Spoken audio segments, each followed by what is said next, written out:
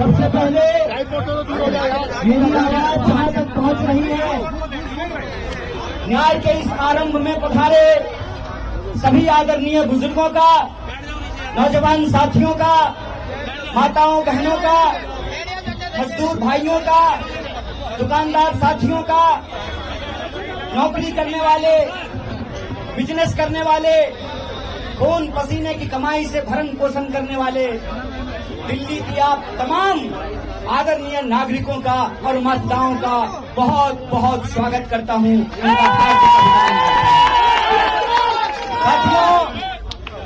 साथियों, सबसे पहले तो मैं आपको दिल की गहराइयों से आप सब जो इस न्याय के आरंभ में शामिल हुए हैं उनको धन्यवाद देते हुए एक आश्वासन देता हूं।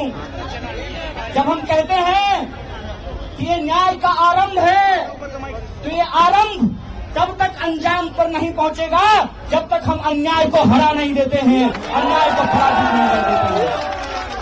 इसीलिए आप सबसे मैं कहना चाहता हूं, ये तो बस शुरुआत है। एक नेता है देश में, कहते हैं कि टेलर दिखाएंगे, साहेब हम आपको असली सिनेमा दिखाएंगे, हम आपको असली सिनेमा दिखाएंगे, हम आपको असली सिनेमा दिखाएंगे, क्योंकि मेरा नाम कन्हैया है और भगवान श्री कृष्ण का जन्म जेल में हुआ था।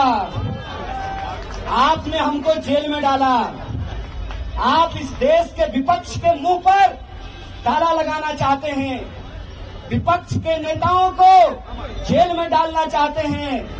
जब आपने हमको जेल में डाला था उसी तिहार में, तो वहां से निकल करके हमने इस देश की सत्ता को चुनौती दिया था। हमने कहा था कि जब तक जेल में चना रहेगा आना जाना लगा रहेगा। याद रखिएगा ये वो देश है कि हम सहते भी हैं और जब पानी सर से ऊपर उड़ जाए तो अपनी पूरी ताकत से उसके खिलाफ लड़ते भी हैं। ये याद रखिएगा कि जब जब इस देश में सत्ता अहंकारी होती है, जब जब इस देश में पाप बढ़ता है, जब जब इस देश में अत्याचार बढ़ता है, तब तब उस अत्याचार के खिलाफ न्याय का एक आरंभ होता है, न्याय की एक लड़ाई की शुरुआत होती है। और एक बात आपका फोटो और एक बात मैं आप सबसे कहना चाहता हूं कि धर्म का क्या मतलब होता है। धर्म का मतलब होता है निर्बल को शक्ति देना, धर्म का मतलब होता है सत्य के साथ खड़ा होना।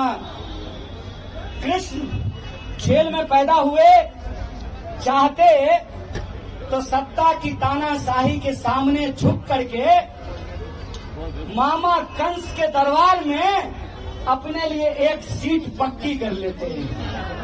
लेकिन भगवान प्रभु श्री कृष्ण ने कंस के दरबार में जाना स्वीकार नहीं किया, गोकुल वासियों का गाय चराना स्वीकार किया।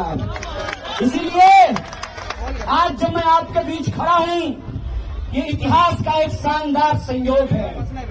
इतिहास का शानदार संयोग ये है कि इस देश के प्रधानमंत्री जी ने एक आदरणीय महिला को, मैं हर महिला का दिल से सम्मान करता हूं, देश के प्रधानमंत्री जी ने इस देश की एक आदरणीय महिला के गले में मंगलसूत्र डाला। उस महिला का नाम यशोदा है और मेरा नाम कन्हैया है। तो याद रखिएगा कि इतिहास का संयोग है कि हम गंगा किनारे पैदा हुए, हमारी जन्मभूमि गंगा के किनारे है और आज हमारी कर्मभूमि यमुना का किनारा बन रहा है। और हम किताबों में पढ़ा करते थे कि यह कदम का पेड़ अगर माँ होता यमुना तीरे, मैं भी उस पर बैठ कन्हैया बनता धीरे। आज आप तमाम लोगों के सामने किसी एक व्यक्ति को सांसद बनाने का सवाल नहीं है। आज आप तमाम लोगों के सामने किसी एक व्यक्ति को प्रधानमंत्री बनाने का सवाल नहीं है। आज आप तमाम लोगों के सामने किसी एक गठबंधन का सरकार बनाने का सवाल नहीं है। सवाल ये है कि इस देश के आम नागरिकों के आत्मसम्मान के साथ खेला जा रहा है। वोट की लड़ाई में मुझे कोई दिक्कत नहीं है। वोट की लड़ाई में कोई एक बार सांसद बने, 2 बार सांसद बने कि 10 बार सांसद बने, मुझे इस बात से दिक्कत नहीं है। लेकिन मैं समझता हूं कि जो मौजूदा शाह और तानाशाह हैं, ये सिर्फ आपसे वोट नहीं चाहते हैं, ये चाहते हैं कि दोबारा आपके ऊपर अंग्रेजों की गुलामी थोप दी जाए। ये चाहते हैं कि इस देश में जो संविधान बना, बापू ने जिसके लिए खून बहाया, बापू ने अपनी जान गंवाई, शहीद बापू कहा करते थे, रघुपति राघव राजा राम, पतित पावन सीताराम, ईश्वर अल्लाह तेरो नाम, सबको सन्मति दे भगवान। बापू के उस देश में जब डॉक्टर बाबा साहब भीमराव अंबेडकर ने कहा कि संविधान की व्यवस्था में चाहे हेलीकॉप्टर पर उड़ने वाला इंसान हो या जूता सिलने वाला इंसान हो, सबका वोट बराबर होगा।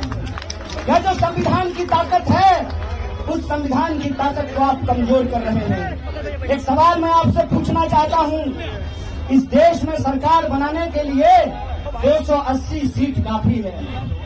इस देश में बेरोजगारी समाप्त करने के लिए 280 सीट काफी है। इस देश में महंगाई खत्म करने के लिए 280 सीट काफी है। आप तमाम नागरिक अपने दिल पे हाथ रख करके जरा सोचिएगा कि 400 सीट इनको क्यों चाहिए? ऐसा कौन सा काम है जो ये नहीं किए हैं और करना चाहते हैं? कि कौन सा टेलर की बात कर रहे हैं और ये कौन सा फिल्म हमको दिखाना चाहते हैं? इसके बारे में आप विचार कीजिएगा। इसीलिए आज जब हम आपके बीच आए हैं तो 3 मुख्य बिंदु पे आपको ध्यान देना पड़ेगा। पहला, मैं प्रत्याशी नहीं हूं। नॉर्थ ईस्ट दिल्ली के अंदर जो 24 लाख लोग हैं वो प्रत्याशी हैं, उनको प्रत्याशी बनना पड़ेगा। ये बात मैं इसलिए कह रहा हूं कि आप सोचिए, दिल्ली में 7 सीट है, 6 सीट पे टिकट काट दिया गया। साहेब सिंह वर्मा जी का बेटा का टिकट काट दिया गया और सुषमा स्वराज जी की बेटी को टिकट दे दिया गया। अरे परिवारवाद। सवाल ये है कि क्या वो 6 सांसद काम नहीं करते थे? अगर काम नहीं करते थे तो उनका टिकट काटा गया, तो इस क्षेत्र के जो सांसद हैं उनको क्यों टिकट दे दिया गया है? इस पर जरा आप लोग विचार कीजिएगा। और वो विपक्ष को गाली देते हैं, प्रधानमंत्री जी के नाम से वोट मांगते हैं, लेकिन ये नहीं बता पाते हैं कि 10 साल में उन्होंने नॉर्थ ईस्ट दिल्ली की जनता के लिए क्या किया है। आजकल मीडिया वाले लोग यहाँ खड़े हैं, मीडिया वाले कहते हैं कि 14,000 करोड़ का काम किया है। मीडिया में वो बोल रहे हैं। आप लोग बता दीजिए, माननीय सांसद जी का 14,000 करोड़ का काम दिखाई देता है? इसका क्या मतलब है? इसका क्या मतलब है? या तो सरकार ने 14,000 करोड़ रुपया दिया नहीं, या 14,000 करोड़ अगर रुपया दिया तो उसका हुआ क्या? उसका हुआ क्या? तो जब वोट मांगने आएंगे तो माननीय सांसद से पूछिएगा, सांसद जी बताइए 14,000 करोड़ में कितना जीरो होता है? क्योंकि 10 साल में तो आपने सिर्फ जीरो ही दिया है। और दूसरी बात, ये आपके आत्मसम्मान की लड़ाई है। 6 सीट पे कैंडिडेट बदल दिया, आपका कैंडिडेट क्यों नहीं बदला? क्यों? क्योंकि उनको लगता है कि चुनाव के वक्त माननीय सांसद महोदय आएंगे, थोड़ा मनोरंजन करेंगे और वोट लेकर के चले जाएंगे। ऐसा होगा क्या? ऐसा आप होना देना चाहते हैं? इसीलिए मैंने कहा कि मैं कैंडिडेट नहीं हूं। आपको अपने हक और अधिकार के लिए नॉर्थ ईस्ट दिल्ली में रहने वाले जो आम लोग हैं अपने आत्मसम्मान के लिए इस बार प्रत्याशी बनना पड़ेगा, आपको चुनाव लड़ना पड़ेगा। बोलिए, चुनाव लड़ेंगे? आप सब प्रत्याशी हैं ना? आप सब एमपी हैं ना? तो अभी एक मीडिया वाले पूछ रहे थे कि कुछ नेता नाराज हैं। नेता नाराज हो जाए तो हो जाए मैडम, जनता नहीं नाराज होना चाहिए। और जनता जिससे नाराज हो जाती है ना, कितना भी सेटिंग गेटिंग कर लीजिए, ऐसा परसेंटेज बढ़ाएंगे ना नॉर्थ ईस्ट दिल्ली के लोग कि सब सेटिंग घर में ही रखा रह जाएगा। और आखिरी बात ये कि मेरी कहानी और आपकी कहानी बहुत अलग नहीं है। जब मैं पहली बार दिल्ली में सांसद का प्रत्याशी बना कांग्रेस पार्टी की ओर से, इंडिया अलायंस की ओर से, तो सबसे पहली प्रतिक्रिया आई कि मैं बाहरी आदमी हूं। बोलिए, बिहारी आदमी को बाहरी कहना ही कोई नया बात है? बिहारी को तो बाहरी कहते हैं ना जी। लेकिन याद रखिएगा कि बिहारी जिसको आप बाहरी कहते हैं, वो अगर आता नहीं तो आपका रोड नहीं साफ हो पाता, आप टेम्पू पे नहीं चढ़ पाते, आपकी सड़कें नहीं बनती, आपका बिल्डिंग नहीं बनता।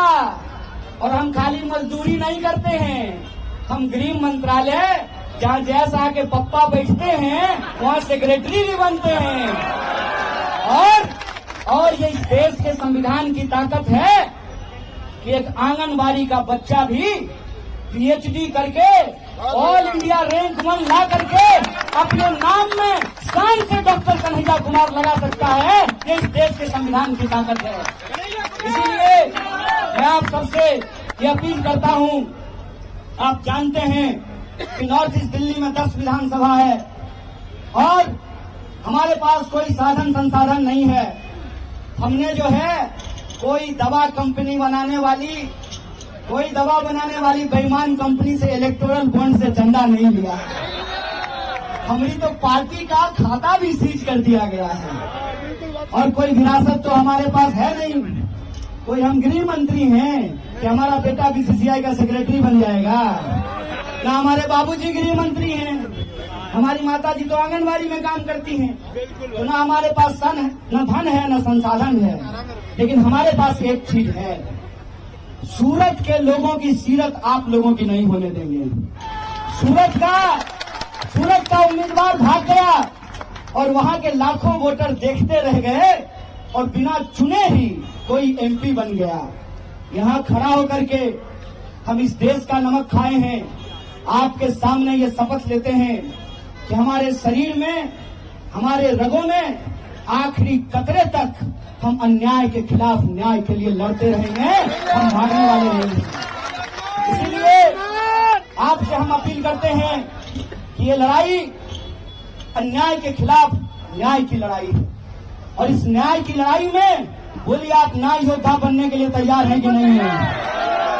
अगर आप न्याय योद्धा बनने के लिए तैयार हैं तो इस लड़ाई को हम पूरी शिद्दत से लड़ेंगे। आप अपनी आखिरी सांस तक लड़ेंगे, आपने आखिरी खून के बूंद तक लड़ेंगे, इस बात को याद रखिएगा। और सबसे आखिरी चीज, आज अगर इस मंच पे खड़ा होकर के प्रत्याशी बन करके मैं अगर भाषण दे पा रहा हूं, सरकार के आंख में आंख डाल करके मैं सवाल पूछ रहा हूं, उनकी टैंकों से नहीं घबरा रहा, उनकी ईडी से नहीं घबरा रहा, उनकी बंदूकों से नहीं घबरा रहा, उनकी जेल से हमको नहीं डर लग रहा, क्योंकि हमारे पास संविधान की ताकत है। इसीलिए आज की नामांकन रैली में हम हाथ में प्रस्तावना लेकर के आए हैं